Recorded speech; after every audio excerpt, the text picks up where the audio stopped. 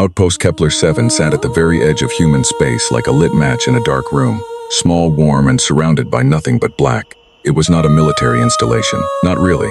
It had guns, yes, 2 railgun batteries on the north and south towers, a missile defense grid that was 3 years overdue for an upgrade, and a rotating garrison of 60 soldiers whose biggest weekly problem was running out of decent coffee. But it was not a war station, it was a home. 847 people lived there, scientists, engineers, dock workers, families. A school with 31 children between the ages of 4 and 12, a medical bay, a bakery that somehow made real bread, and the smell of it in the mornings had a way of making people forget they were floating in the dark at the edge of everything humanity had ever claimed.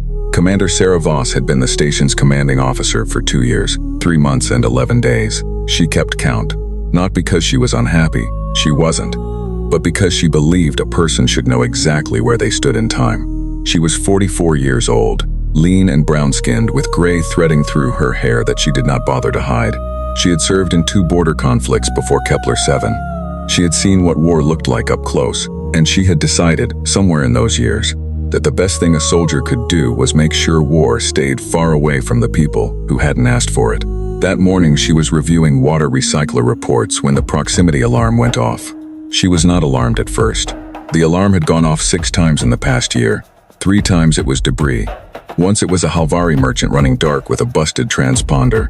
Once it was nothing at all, a sensor ghost, a hiccup in the system. Once it was a Veth survey pod that had drifted off course.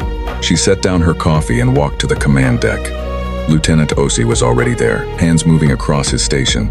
He was 27, fresh from the academy, with the kind of focus that made him look older than he was. He did not look up when Voss walked in. "How many contacts?" she said. "I'm still counting." That was the first thing that made her stomach tighten. When it was debris, you didn't need to count. Estimate, she said. He looked up then, his face was very still, over 100, maybe closer to 2.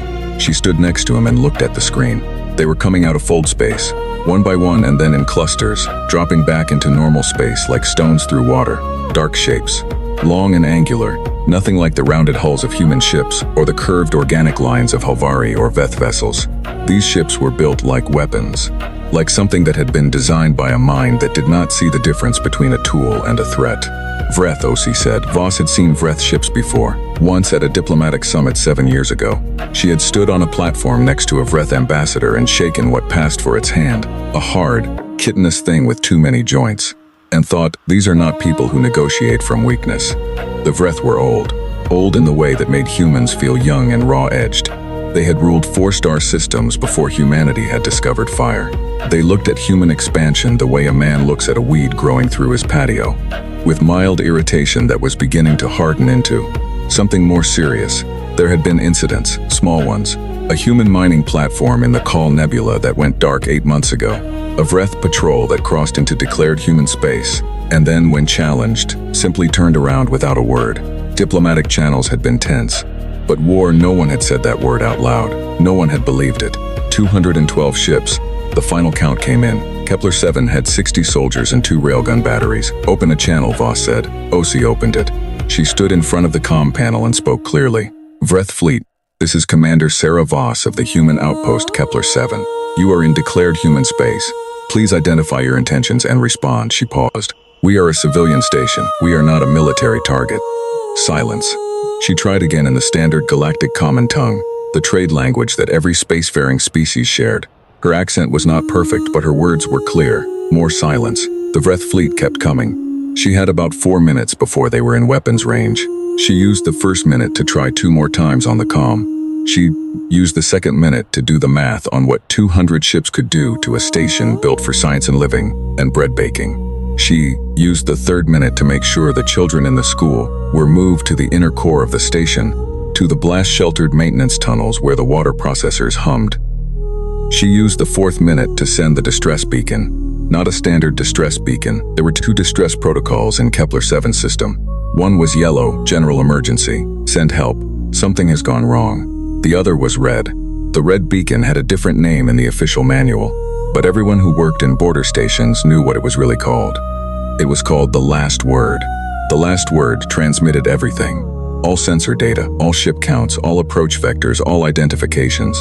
It transmitted a real-time feed of whatever was happening, and it sent that feedback to Earth Command on a tight beam signal that nothing could jam, because it used 17 redundant frequencies simultaneously. It did not ask for help, it did not plead, it simply said, "This is what is happening here, right now, to your people." It was designed with the understanding that sometimes stations did not survive long enough for help to arrive, and the people who built it had decided that in those cases, the least they could do was make sure someone knew. Voss pressed the red key. Then the Vreth opened fire. Private Marcus Chen had been in the army for 14 months. He was 22 years old and had grown up in a city called Chengdu, where the summers were hot, and his grandmother had taught him to cook dumplings, and he had wanted to be a civil engineer before he saw a recruitment poster at a train station and thought, for reasons he could not explain to himself afterward, yes, that. He was at his post on the South Railgun Battery when the first volley hit the station's outer shields. The whole platform shook. He grabbed the rail with both hands and looked out through the armored viewport and saw light. Not sunlight, not starlight, fire, pulses of energy, dense and blue-white, coming from every direction like they had always been there, and the universe had simply been waiting to show him. His headset crackled. Sergeant Dara Mwangi's voice. "South Battery, target the lead ship, fire at will." He fired, the railgun kicked. A tungsten slug the size of his forearm left the barrel at a speed that made the air around it briefly wrong, briefly shimmer. It crossed the distance to the lead Vreth ship in a fraction of a second. He saw the impact. A small bloom of debris and venting atmosphere on the Vreth ship's port side, a scratch. He fired again, and again. Around him, the station was being taken apart. The Vreth did not fight like humans. Human warships moved, danced, repositioned. They used speed and angles. The Vreth fleet simply advanced, in a line, in a wall. The front ships took fire and held position and returned fire, and the ships behind them moved, up to fill any gaps. It was not a battle tactic, it was geometry. The geometry of a thing that had decided another thing needed to stop existing. The outer habitat ring took a hit that vented 2 sections to space. Emergency bulkheads slammed down. The medical bay lost power and switched to backup. One of the comm towers shattered and fell away, spinning slowly into the dark. Chen kept firing. His hands were steady. He was surprised by that. He had thought before this that when the moment came, his hands would shake. They did not. They just did what he had trained them to do. And some quiet part of his brain observed this with something that was not quite pride, and not quite grief, and not quite anything he had a word for. The North Railgun Battery went offline. He heard it. A different kind of silence on the shared channel, where Corporal Kim had been calling targets. Then nothing. He was the last gun. Commander Voss's voice came on the general station channel. She did not shout. She spoke the way she always spoke, clear and direct, as if she was giving a weather briefing. "All personnel, this is Commander Voss. The station cannot hold. I am ordering all non-combat personnel to the emergency pods. Soldiers at your stations, you have done everything that could be done. I am proud of every one of you." A pause. "This is not the end. This is a message, and it has been sent." Chen heard her say that and understood immediately what she meant. The last word. Already flying home. He fired the south railgun 3 more times before a Vreth energy pulse took out the battery's power coupling, and the gun went dead in his hands. He sat there for a moment in the dark, in the silence, with nothing left to fire. Through the viewport he could see the Vreth ships, closed now, massive, filling the space where the stars had been. He picked up his personal rifle. He went to find the others. The emergency pods launched, 41 of them, carrying the people who had made it to the launch bays in time. Children, scientists, the baker, clutching a bag of flour for a reason she would not be able to explain later, but that made sense to her at the time. Some soldiers, not all. 41 pods, spinning away from the station in all directions, small white seeds thrown into the dark. The Vreth did not shoot the pods. This was noted afterward by everyone who studied what happened at Kepler 7. The Vreth did not kill the people in the pods. They let them go. It was interpreted in different ways by different people. Some said it meant the Vreth had limits. Some said it meant they were making a point, that they wanted witnesses. Some said it simply meant the pods were too small to bother with. Voss was not in a pod. She stayed on the command deck until the Vreth boarding parties cut through the airlock. She was still transmitting on the last word frequency, describing everything she saw, calm and precise. Vreth boarding forces entering the station. They are armed with energy weapons, short range. They are moving in teams of 6. They do not appear to be taking prisoners. She paused. The sounds of the boarding were getting louder. They appear to be searching for something. I don't know what. Another pause. Kepler 7 to Earth Command, we are down. Her voice did not change. My name is Commander Sarah Voss. I am 44 years old. This station was not a military target, remember that. Remember us. The signal continued transmitting for another 11 seconds. Then it stopped. 7 light years away, a listening station on the moon of a gas giant called Petra's World sat in the cold and the dark and caught the signal with a dish the size of a football field. An automated system flagged it, priority coded it, and fired it onward on a tight beam relay that would reach Earth in just under 9 hours. On Earth, in a building in New Geneva with no exterior windows and a name that did not appear on any public registry, a man named Director Henrik Solberg was woken at 2 in the morning. He sat on the edge of his bed for a moment in the dark. Then he dressed. Then he walked down a long corridor to a room with a single table and a single screen. He read the report. He watched the sensor data. He watched the 212 ships. He watched the guns. He sat with it for a long time. Then he picked up a phone that had only one number programmed into it. A phone that had never been used in the 17 years he had held this office. It rang once, a voice answered. It said nothing, it simply waited. Director Solberg said 4 words, activate the Omega protocol. The voice on the other end said, confirmed. Time of activation, 0217 Greenwich Standard, logging now. Somewhere, in a facility that was not on any map, lights began coming on. Not slowly, all at once. The facility had no name on any official record. It existed on a moon called Dura, orbiting a gas giant in a system 3 jumps from Earth. The system had no habitable planets, no resources worth mining, no reason for anyone to be there. That was, of course, exactly why it had been chosen. From the outside, Dura looked like every other airless rock in the galaxy, gray and cratered and dead, with a thin dust haze that never quite settled.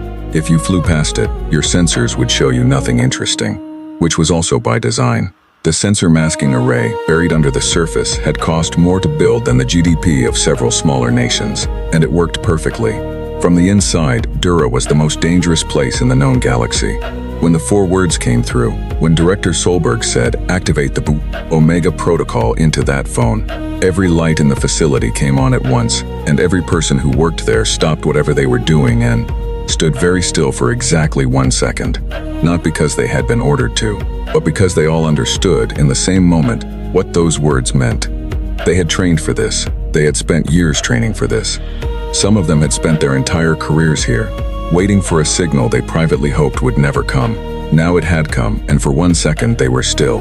Then they moved. Admiral James Harlow was 59 years old and had been commander of the Omega Fleet for 6 years.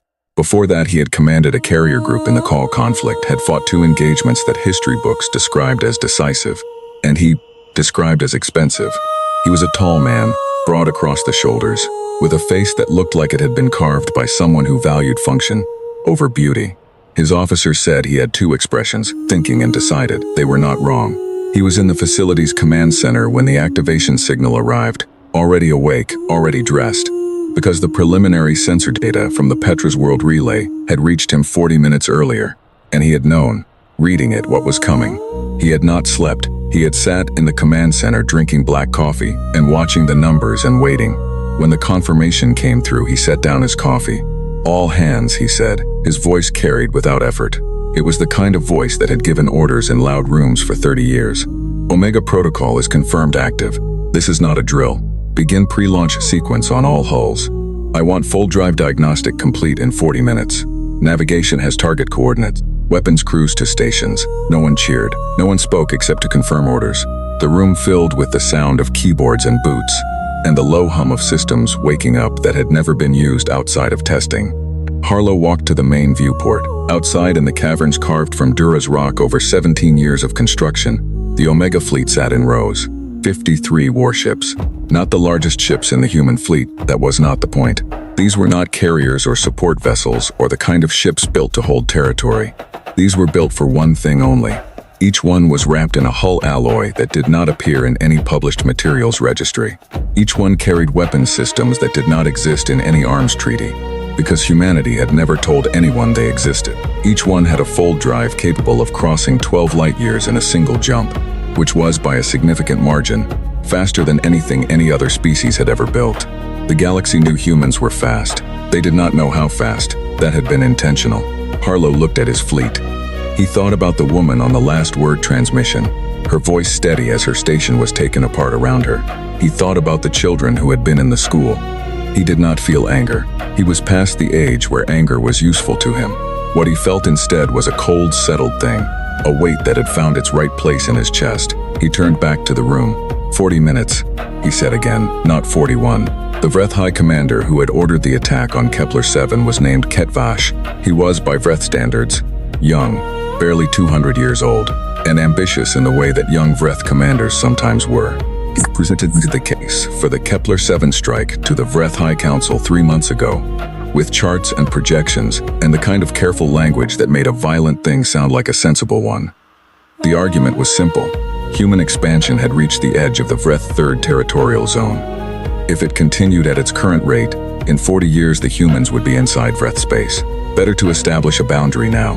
Better to demonstrate, clearly and early, that there were places humans did not go. A single strike on a small outpost, civilian, yes, but that was part of the point, would send a message that no diplomatic channel could match.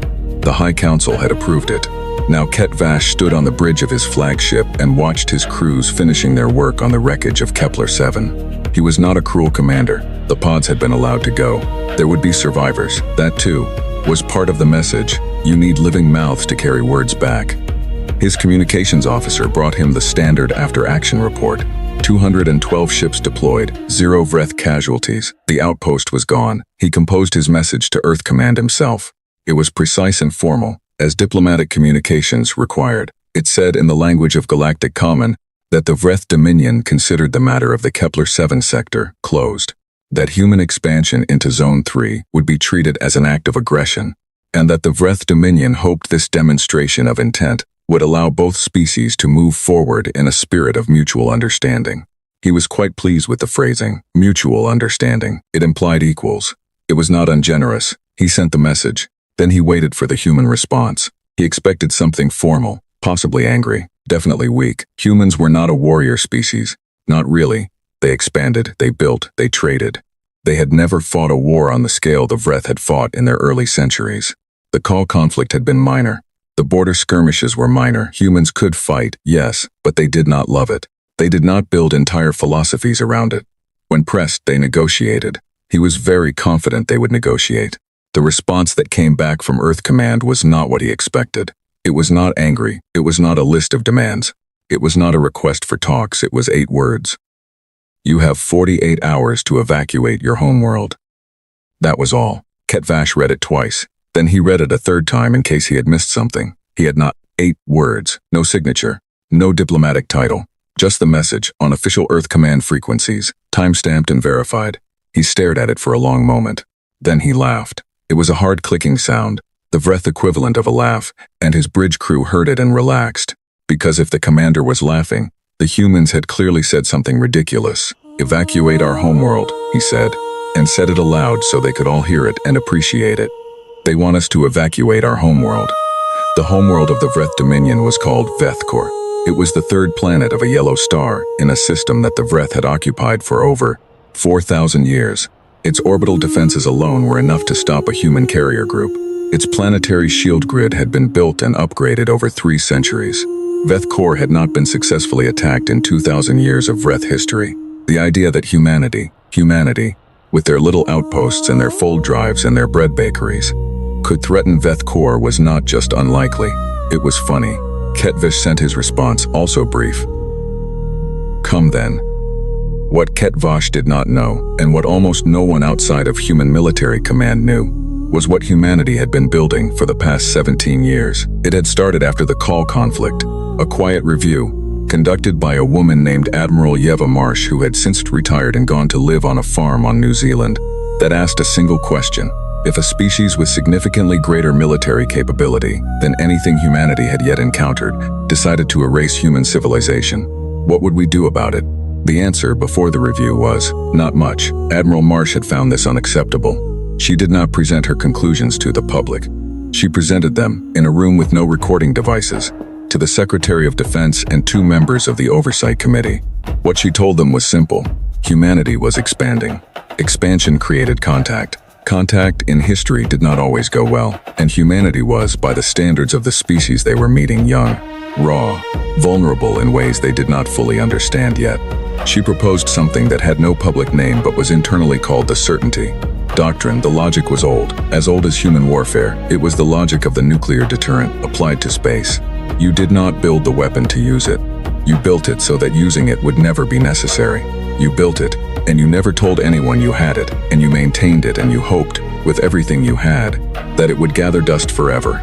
But you built it capable. You built it so that if the day came, there would be no second guessing, no long war, no chance for a species to calculate that they could absorb humanity's response and come out ahead on the other side.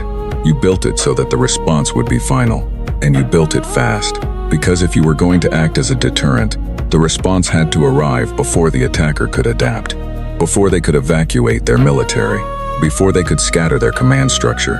The response had to arrive, and it had to be decisive, and it had to happen so fast that the galaxy would understand in one clear and terrible moment that attacking humanity was not a gamble, it was an ending. 47 minutes after Director Solberg made his call, Admiral Harlow walked onto the bridge of his flagship, the HMZ Reckoning, which had never before left the Dura facility, and gave the order to launch. 53 ships moved out of the rock caverns and into space. No formation drills, no ceremony. They simply rose and oriented, and their fold drives began to spin up, and the space around each ship began to do the thing that fold drives made space do. A slight distortion, a shivering in the light, like heat haze over summer asphalt, except cold. On Dura, the lights went back to their regular setting. The technicians who stayed behind sat at their stations and watched the fleet go. Some of them had worked in that facility for 10 years and never seen all 53 ships move at once. Some of them were crying. Some of them were very quiet. All of them understood what they were watching. They were watching the answer. Across the galaxy, other species noticed things. The Halvari Trade Consortium had listening posts on 17 systems along the human border. Their systems flagged the unusual fold drive signatures, coming from a system that was supposed to be empty. A Halvari analyst named Shoreth filed an alert, which moved up her chain of command with the speed that unusual things moved in bureaucracies, which is to say slowly, until it reached someone senior enough to recognize what they were looking at, and then very fast.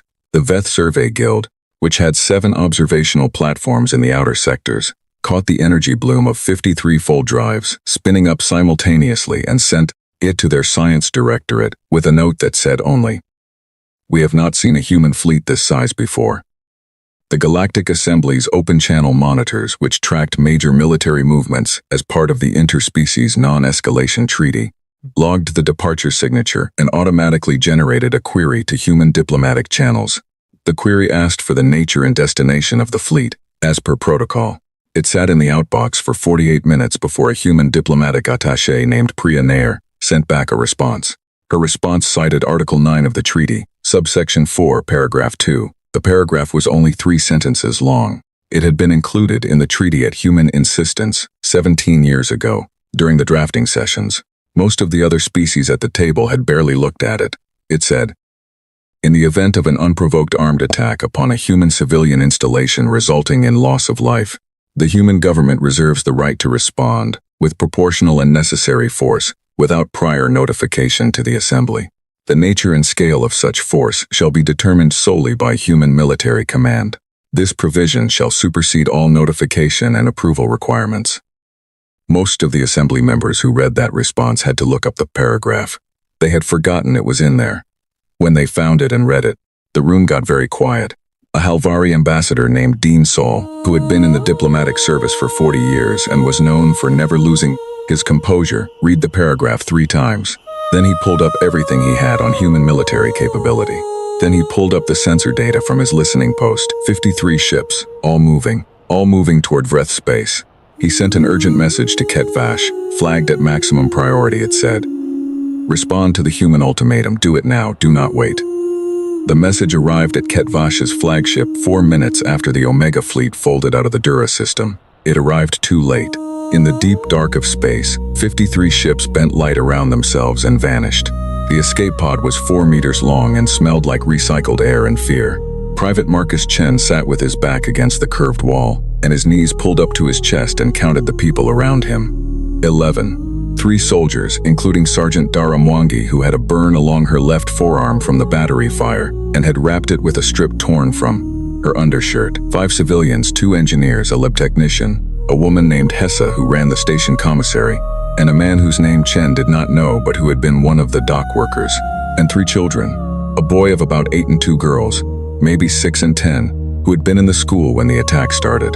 They had no parents with them. Hessa had her arms around the youngest girl and was talking to her quietly, and the girl was not crying, but her eyes were very wide, and she had not blinked in a long time. The pod had no propulsion beyond its initial ejection thrust. It was drifting. The beacon was transmitting a low automated pulse on the standard rescue frequency, and there was nothing to do but wait and hope that someone picked it up before the air. Scrubbers ran to the end of their cycle, which the pod's small display told Chen would happen in approximately 61 hours. He had done the math twice and gotten the same number both times and decided that doing it a third time would not improve the situation. Sergeant Wangi was at the pod's tiny viewport looking out. She had been there for a long time. "What can you see?" Chen asked. "Debris," she said. "Some of it is ours." She paused. "The Vreth ships are still there, most of them. Some of them are moving around the wreckage. Looking for something? Maybe." She didn't move from the viewport or showing off. Chen thought about Commander Voss. He thought about the last word transmission, which he had heard parts of on his headset before the battery went offline. He thought about her voice, the steadiness of it. He had met officers who performed steadiness, who put it on like a uniform in front of their soldiers because they knew it was required. Voss had not been performing. Her voice had sounded like a person who had made their peace with something and was simply completing the last tasks available to them.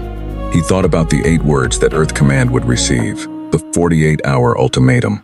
He had heard about the Omega Protocol. Everyone in Border Station Service had heard about it, the way you heard about things that were officially unconfirmed, in fragments, in whispers, in the careful wording of senior officers who neither confirmed nor denied. He had never been sure if it was real, or the kind of story soldiers told each other to feel better about standing in the dark at the edge of everything. He was starting to think it was real. He looked at the 3 children. The 8-year-old boy had fallen asleep against the wall, which was either a gift or a sign that his body had simply shut down the part of itself that could process what was happening. The older girl was watching Chen with steady dark eyes. She looked like she was waiting for him to tell her something true. He tried to think of something true that would also be comforting. "Help is coming," he said. She held his gaze for a moment. "How do you know?" "Because we sent the signal," he said, "and we don't leave people behind." She thought about that. Then she leaned her head back against the wall and closed her eyes. Not because she believed him, Chen thought, but because she had decided to act as if she did, which was a different thing, and in some ways braver. On Veth Core, the homeworld of the Vreth Dominion, life continued as it always had.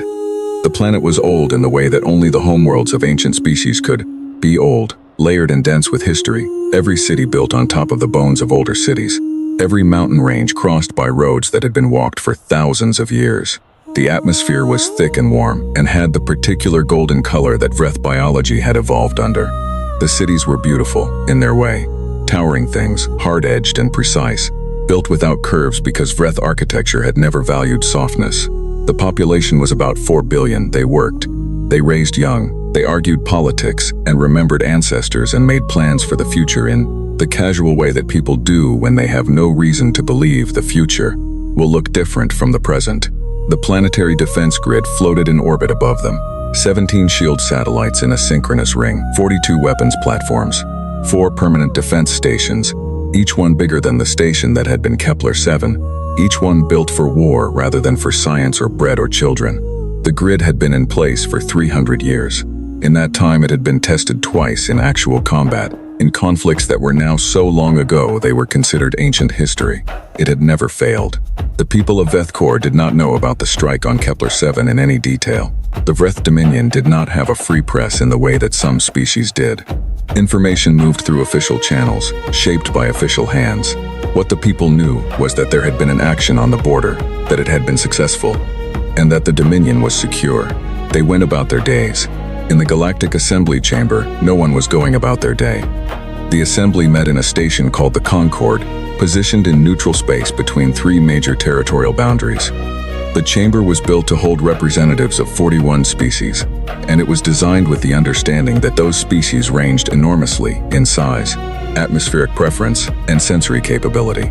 The result was a room that always looked slightly chaotic. Different atmospheric sections, different lighting zones, translation systems running constantly in the background. Today the chaos was not architectural. Ambassador Dean Saul of the Helvari Consortium stood at the central podium. He was a large being, taller than most humans by about a head, with the pale gray skin and wide-set eyes that were characteristic of his species. He was known for being calm, for measured words, for never making a claim he could not support with evidence. He was not calm today. "I want to make sure every representative in this chamber understands what we are looking at," he said. His translation came through in 37 languages simultaneously, each one carrying his exact tone. "This is not a human patrol. This is not a response force. This is a fleet of 53 warships of a class and capability that no external intelligence service, including mine, which is among the best in this assembly, had any record of. They appeared from a system we believe to be uninhabited. Their fold drive signatures indicate a range and speed that exceeds what we believe to be the upper limit of human propulsion technology." He paused and let that sit. "The human government has invoked Article 9, subsection 4. They are not required to tell us their destination, and they have not done so. However, given the timing, and given the recent events at Kepler 7, I think we all understand where that fleet is going." The room was very quiet, 41 species and none of them speaking. A Veth survey representative, small, four-limbed, very still in the way that the Veth went still when they were thinking hard, raised a communication flag. "What is the expected arrival time?" Dean Saul looked at his data. Based on the fold drive signatures and the distance to the Vreth home system, he stopped. He looked at the number again, because the first time he looked at it, he thought he had made an error. He had not made an error. Based on these numbers, the fleet would arrive in the Vreth home system in approximately 3 hours. More silence. 3 hours, the Veth representative said, in a tone that was not a question. More like someone reading a word in a language they did not speak and not being sure they had read it right. 3 hours, Dean Saul confirmed. The chamber filled with sound. On the bridge of the HMSC Reckoning, fold space looked the way it always looked. Like nothing. Like the absence of everything. Like the universe holding its breath. The viewport showed a featureless silver gray that made the eyes feel tired if you looked at it too long. Most experienced officers did not look at it at all. There was nothing to see in fold space. You were between places, between moments, and the best thing to do was concentrate on the place you were going. Admiral Harlow was reviewing the Vreth home system data for the 9th time. He knew the orbital defense grid by heart at this point. He knew the positions of all 17 SHIELD satellites, all 42 weapons platforms, the 4 defense stations. He knew the estimated response time of the Vreth standing fleet, ships that would be scrambling from their home system, berths the moment the Omega fleet dropped out of fold. He knew the geography of the engagement. He also knew something that the Vreth did not know he knew. 12 years ago, a human deep cover intelligence asset had obtained the complete technical specifications of the Vreth planetary shield grid, not the external-facing data, not the publicly available design documents, but the actual engineering files, the maintenance logs, the test results. Every system had weaknesses. The Vreth shield grid had 3 specific ones, identified by human engineers who had spent years doing nothing else but looking for them. Harlow knew exactly where to push. He thought about the 48-hour ultimatum. He had written it himself, actually, or rather, he had approved the final wording of it, which had been drafted by a team of 3 people in a room down the corridor from his office. The number 48 had been chosen deliberately, long enough that the Vreth would not believe it was real. Not so long that it could be mistaken for hesitation. He did not expect the Vreth to evacuate. He had given the ultimatum because it was the right thing to do, because he was not a man who believed in killing people who did not need to die. 4 billion people lived on Veth Core. They had not ordered the attack on Kepler 7. They had not voted for Ket Vash. They had simply woken up that morning on the planet where they had always lived. He had given them 48 hours. What they did with 48 hours was their choice. He looked at the fold space on the viewport and thought about Sarah Voss, the way he had been thinking about her since he first heard the last word recording. He had never met her. She was a border station commander, not the kind of officer whose path crossed with fleet admirals very often. But he had listened to her voice, clear and steady at the end, and he knew the kind of soldier she had been. He thought, she sent the message, I am the answer. 30 minutes to drop point, navigation called out. All stations confirm ready, Harlow said. The confirmations came back one by one.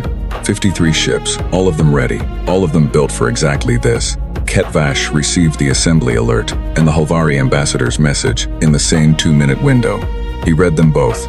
He read them standing on his bridge, very still, with the particular stillness of a person whose confidence has just encountered something it was not built to handle.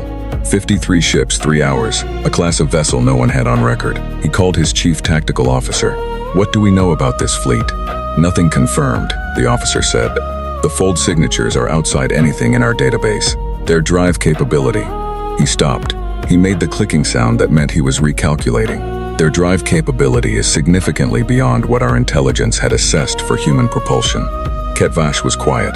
"High Commander," his officer said carefully. "Should we begin alerting the Home System Defense Command?" "Send the alert," Ketvash said. He said it in a voice that was very controlled, because he was a Vreth commander and control was expected. "Tell them a human fleet is inbound. Tell them to bring the full grid online." He did not say what he was thinking. What he was thinking was that he had sent a message to humanity that said, "Come then." And they had come. They had come with 53 ships that didn't exist in any record. They had come in 3 hours, when 3 hours was technically impossible. They had come without a second ultimatum, without a counteroffer, without any of the diplomatic maneuvering that species did when they were preparing to threaten but not to act. They had simply come. Outside the viewport, the wreckage of Kepler-7 was still floating. Small pieces of metal and plastic and the things people kept in their spaces, drifting and cooling. A coffee mug, the remains of a table. Something that might have been a child's drawing, laminated, spinning slowly in the silence. Ketvash looked at it. For the first time since the operation began, he felt something he did not have a clean word for. Not fear, not yet. Something quieter than fear. Something that lived in the space between certainty and doubt. Between what you had been sure of and what you were no longer sure of. He had been sure that humans would not come. They were coming. He had been sure they could not get here in 3 hours. They would be here in 3 hours. And somewhere deep in the part of him that was a military mind before it was anything else, a cold and honest voice said, they were ready. They were already ready. They built something, and they hid it, and they have been waiting.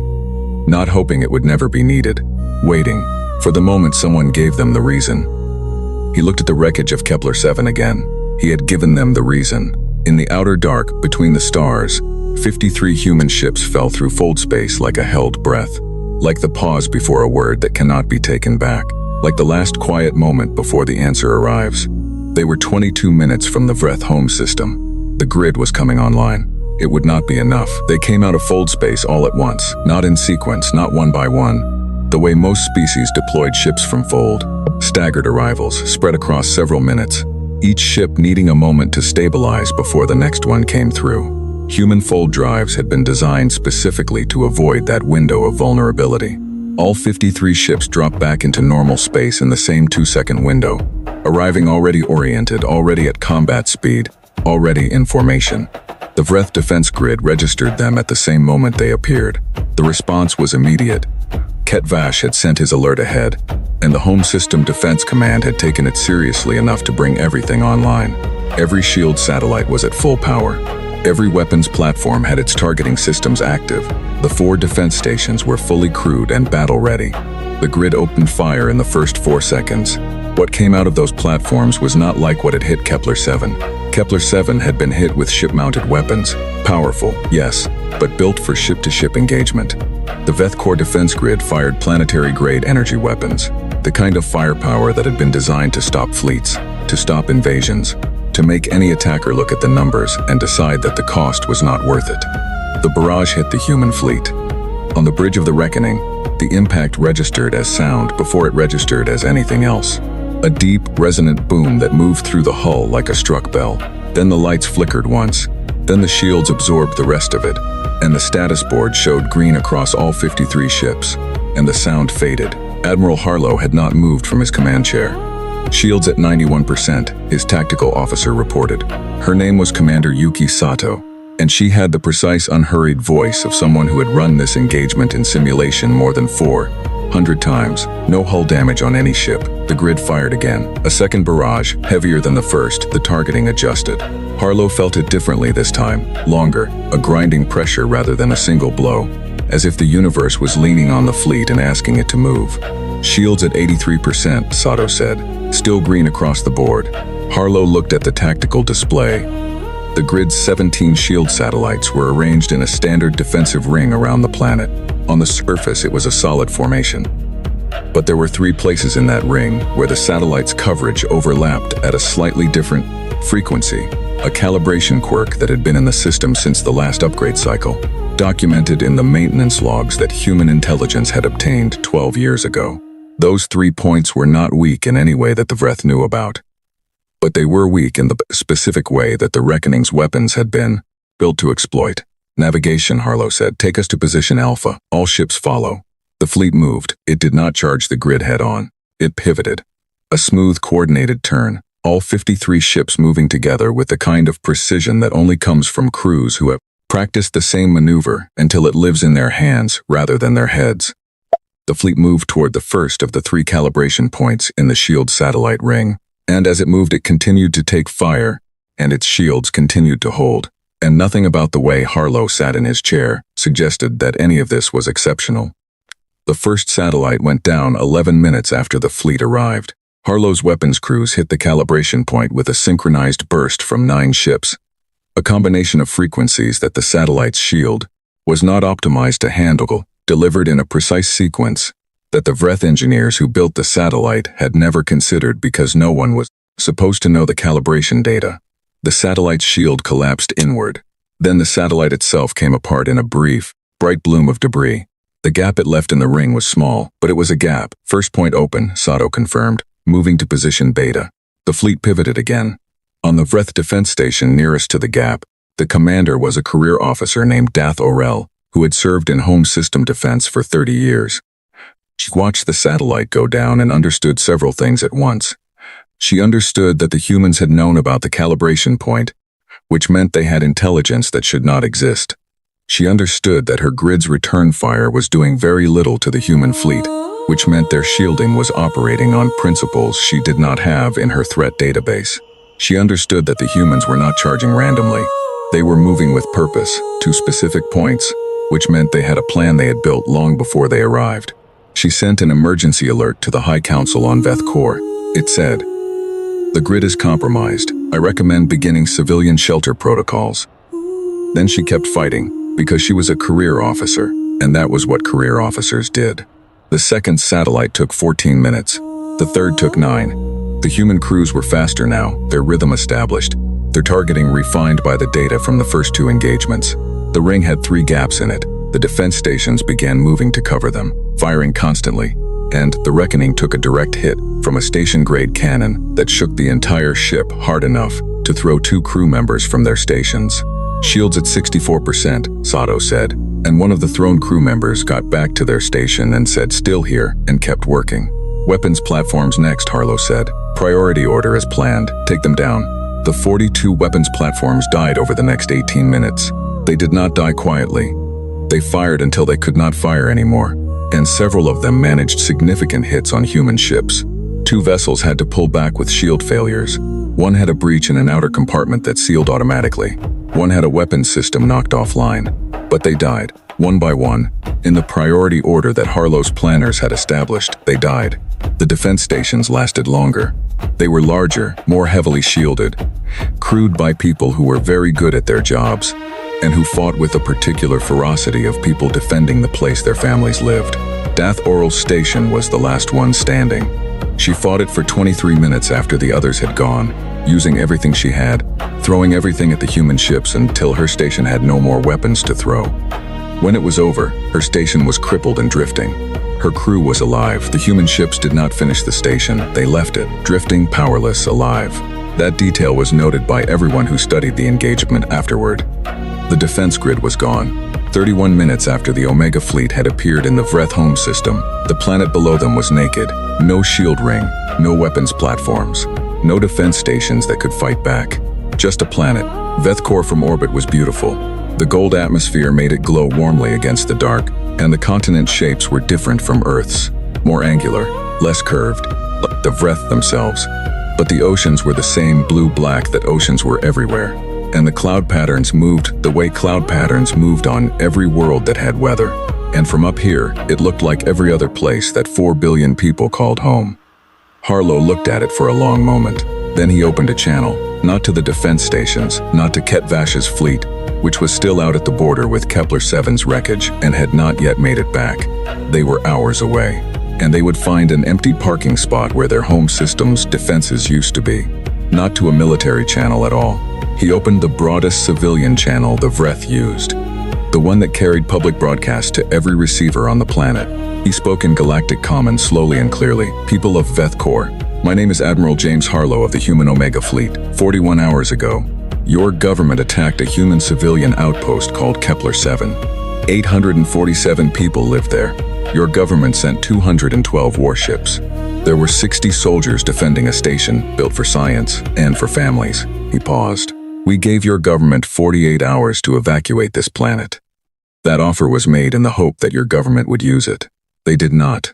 What happens next is the consequence of what was done at Kepler 7. I am sorry for what I am about to do. I am not sorry for doing it. He closed the channel.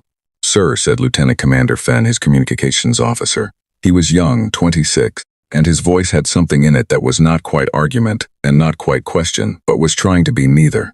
Sir, there are 4 billion people on that planet. I know, Harlow said. We, the weapon. Fenn stopped. He swallowed. Sir, Harlow looked at him. The weapon targets the planetary core, Lieutenant Commander. The cascade will take 6 hours. 6 hours from the moment we fire. He let that land.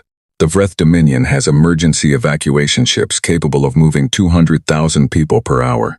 In 6 hours, they can move at minimum 1.2 billion people to the outer system if they start now.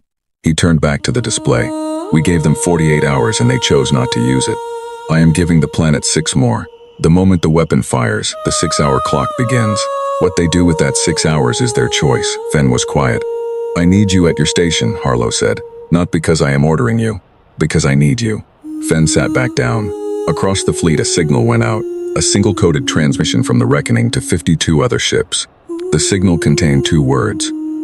Weapon ready. On each of the 12 designated ships, 12 out of the 53, the ones built for this specific purpose, a system that had never been used.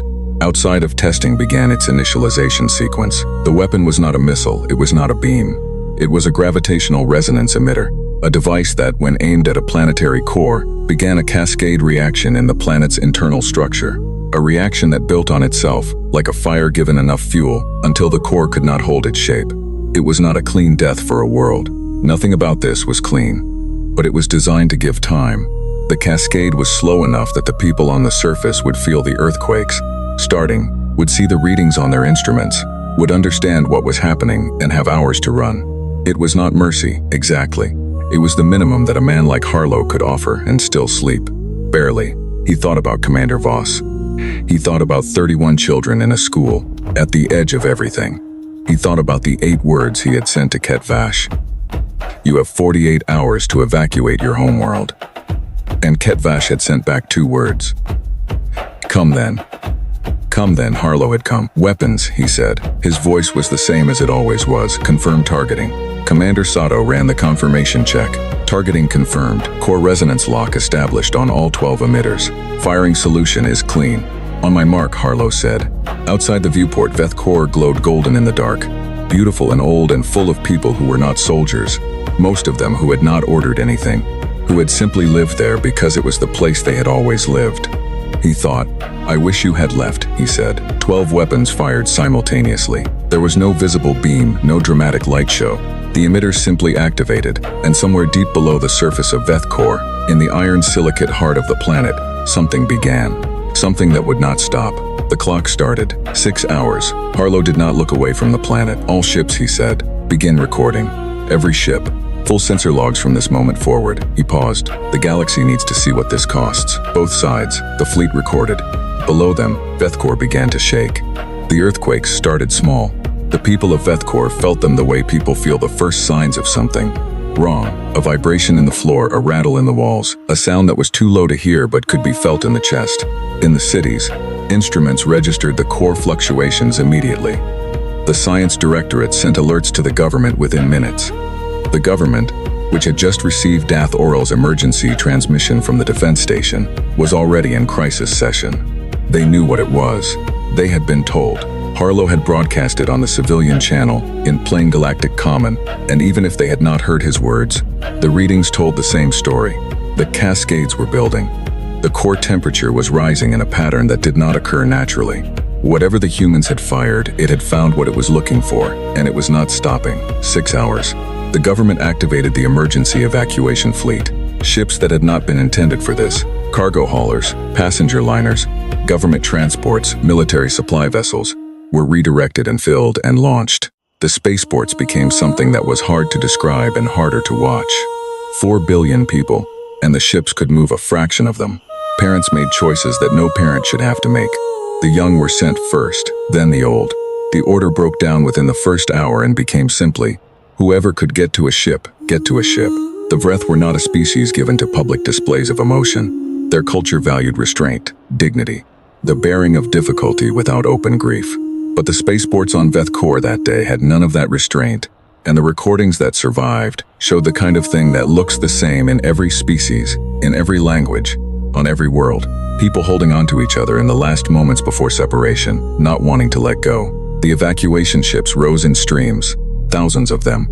The ships that could not fold, that could only reach the outer system, filled their holds and launched and turned away from the planet that was shaking beneath them. In 6 hours, they moved 412 million people. 3,588 million did not make it off the planet.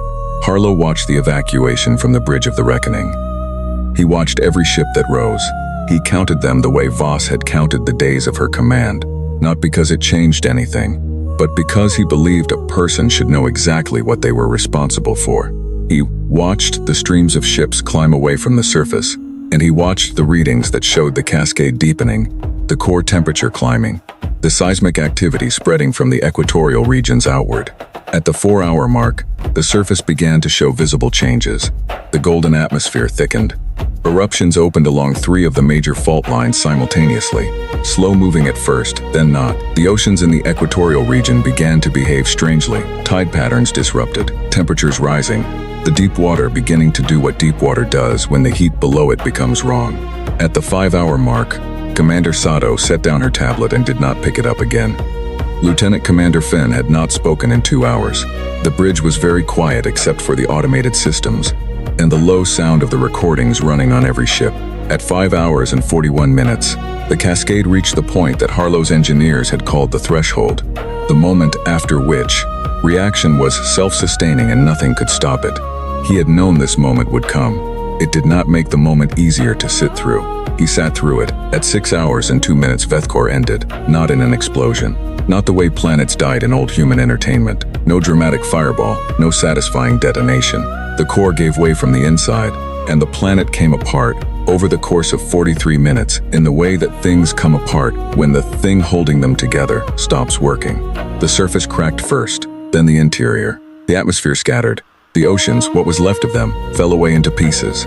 The pieces spread. In 43 minutes, there was no Vethkor. There was a debris field in the orbit of a yellow star, where a planet had been for 4 billion years. Harlow looked at it for a long time. Then he stood up. He straightened his uniform. He spoke to his crew. "Log time of completion," he said. "Prepare the full engagement record for transmission to Earth Command and the Galactic Assembly. All logs, all recordings, unedited." He paused. "Every ship, make sure your crews have access to medical and counseling support. Starting now, not when we get home. Now." He looked around the bridge, at Sato, at Fen, at the others who had sat here and done what they had been trained to do. "You served well. Every one of you. What we did today will not leave us. It should not leave us. But we did not start this, and we did not have a choice that was without cost. Remember that." No one spoke. He sat back down. He began writing his report. His handwriting was very steady. Ketvash's fleet arrived at the edge of the Veth core system 4 hours after the planet was gone.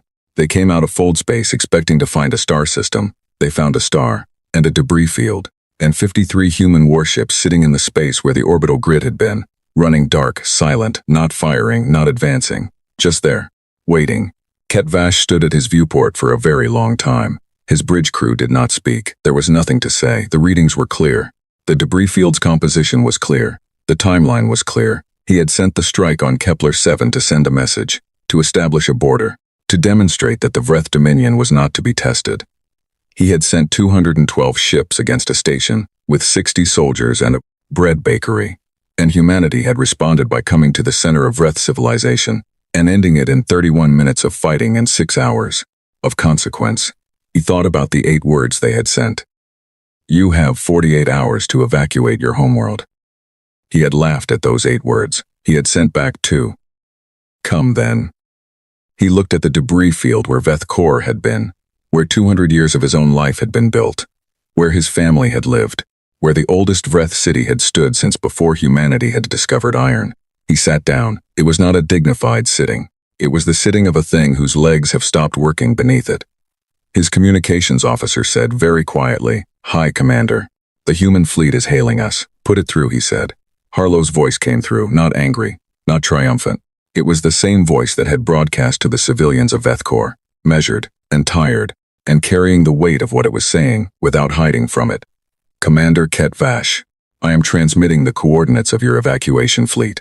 They are in the outer system. They are unharmed. We did not touch them." A pause. "Go to your people. What you do next is your decision. We will not pursue." The channel closed.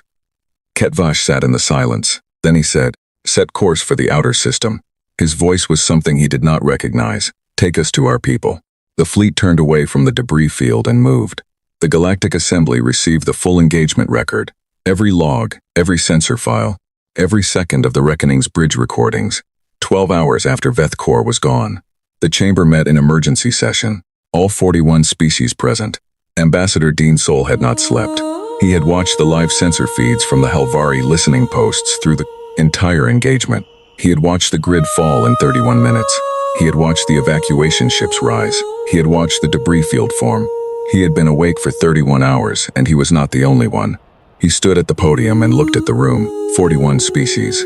Some of them had been considering, in the quiet way that species considered things without saying them out loud, how much further humanity could be pushed. Some of them had disputes with human colonies. Some of them had been watching the Vreth situation and calculating. Some of them had been waiting to see what happened. Now they knew. "I have prepared a formal statement," he said. "I have reviewed it 6 times, and I am satisfied that it is accurate and complete." He looked at his notes. Then he set his notes down. "I am going to say it simply instead." He looked at the room. "Do not attack humanity's people. Do not attack their stations. Do not attack their ships, their colonies, their civilians, or their interests." He paused. They gave the Vreth 48 hours. Then they gave them 6 more. He let that sit. They are not impulsive. They are not aggressive. They have not expanded into any space that was not unclaimed. They have not started a conflict in their history that was not started first by someone else. He looked at the room one more time. But they finished them, whatever they are, and I am no longer sure any of us understood what they are. They finish what is started against them, and they do not forget. He picked up his notes and stepped back from the podium. "I have nothing further." The chamber was quiet for a long time. No one else came to the podium. The rescue ship found Chen's pod 51 hours after it launched. It was a standard search and rescue vessel, sent from the nearest human colony the moment the distress beacons were flagged, and it found all 41 pods within a 10-hour window. Most of the people in them were alive. Some were not. The children were all alive. When the rescue ship's crew opened the hatch of Chen's pod, the first thing Chen did was check the count. 11 people in, 11 people out. He stood in the airlock of the rescue ship and confirmed this with his own eyes before he let himself breathe all the way. Mwangi was behind him. Her arm had been properly bandaged now. She'd used the pod's small medical kit somewhere around hour 30. When the adrenaline had finally finished with her and the pain had found room to exist, she walked off the pod on her own feet. The rescue ship's doctor tried to get them both to sit down. Chen sat, Mwangi did not. They were given food and water and blankets, and Chen ate his ration pack without tasting it, and the older girl from the school sat next to him and ate hers without speaking, and that was fine. Some things did not need words. An officer from the rescue ship came to give them the situation report. She was careful with it. She explained what had been transmitted from Earth Command, the Omega Protocol, the Omega Fleet, the engagement at Veth. She used the clear, direct language that people use when they are delivering news that is too large for softer words. When she finished, the compartment was quiet. Chen thought about Kepler 7, about the smell of bread in the mornings, about Commander Voss at the comm panel, her voice steady as the walls came down, about 60 soldiers and a station full of people who had done nothing except live at the edge of human space and call it home. He thought about a planet that no longer existed. He thought about how those two things lived in the same sentence. He did not know what to call the thing he felt. It was not satisfaction. It was not grief exactly, though grief was part of it. It was something heavier than either. Something that did not resolve into a feeling he could name and file away. He thought, 847 people, and Voss said it. This is a message, and it has been sent. He understood now what she had meant, not just the distress signal, not just the sensor data. She had meant something bigger. She had meant that the last thing she could do, the last thing any of them at Kepler 7 could do, was make sure that what happened to them meant something, that it was not just an ending, that it went somewhere, it had gone somewhere. The girl next to him had finished her ration pack. She was looking at the viewport at the stars outside. What happens now, she said. Chen looked at the stars with her. We go home, he said. And then? He thought about it honestly, about a galaxy that had just watched 53 ships dismantle a planetary defense grid in 31 minutes and end a world in 6 hours. About 41 species sitting in the galactic assembly chamber with their notes put away and nothing left to say.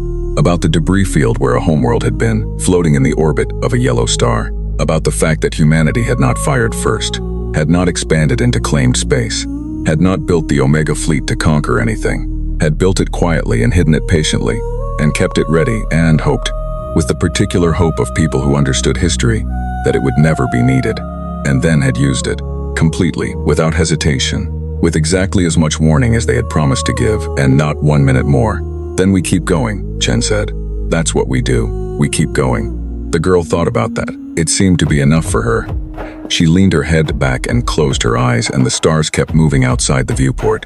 Somewhere in the outer system of a yellow star, a fleet of Wraith evacuation ships drifted in the cold and looked at the space where their world had been.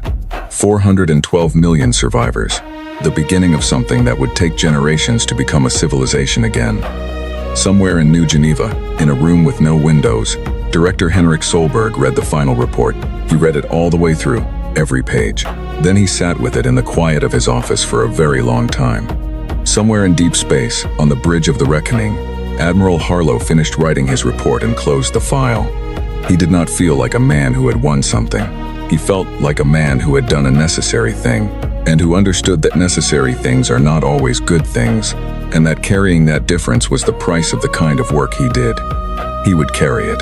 He had always known he would have to, eventually. He looked out the viewport at the stars. The galaxy was very quiet. It would stay quiet for a long time, not because the other species had nothing to say, but because they had seen something that morning that changed the way they understood the young species with the round ships and the fast fold drives and the bread bakeries at the edge of their space. They had seen that humans were patient, that humans were restrained, that humans built and expanded and negotiated and kept their worst weapons hidden in the dark for years, hoping the day would never come. And they had seen what happened when someone made the day come. The lesson was clear. It was not written in any treaty or carved into any monument or formally stated in any diplomatic communique. It did not need to be. It lived now in the memory of every species who had been watching, in the gap in the star maps where a yellow star had 4 planets and now had 3, in the cargo bays of 412 million survivors who had made it off a world because humanity had given them 6 hours that they did not have to give. Lesson was this: humanity was not the biggest species in the galaxy, not the oldest, not the most advanced, not the most feared before that day. But when you hurt their people, they came. They came from a moon no one had mapped, with ships no one had counted, at a speed no one had thought possible, with weapons no one had known existed. They came, and they did not stop. That was enough. That was more than enough. In the rescue ship, moving through the quiet dark toward home, Private Marcus Chen sat with a blanket around his shoulders and a girl asleep beside him and let the stars go past, and did not think about what he had seen, because thinking about it would come later. It always came later. And for now there was just the motion, and the warmth, and the simple good fact of being alive. Outside, the stars were the same stars they had always been. The galaxy breathed, and learned to be careful.